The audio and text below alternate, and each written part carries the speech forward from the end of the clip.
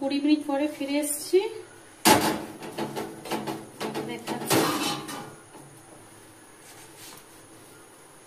দেখতে পাচ্ছেন, খুলে দেখাচ্ছি।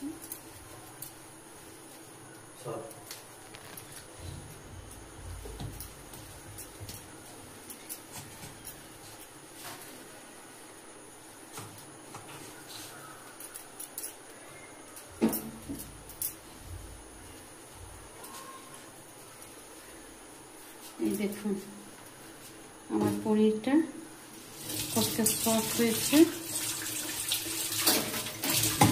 কেটেও দেখাচ্ছি।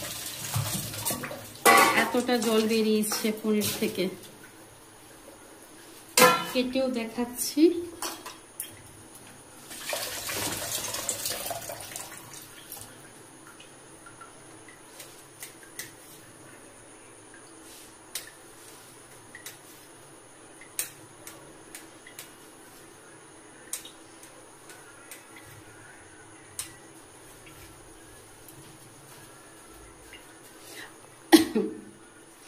আপনারা যেমন সাইজের করতে চাইবেন করবেন, আমি এই সাইজের করছি।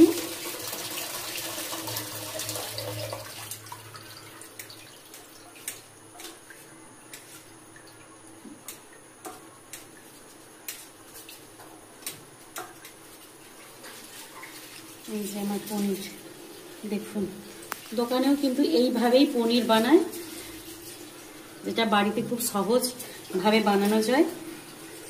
এই দেখুন আমি একটু বড় সাইজের করেছি, কারণ একটু পনিরের আমি চানা পনির করব বলে। আপনারা ভালো লাগলে লাইক সাবস্ক্রাইব করবেন।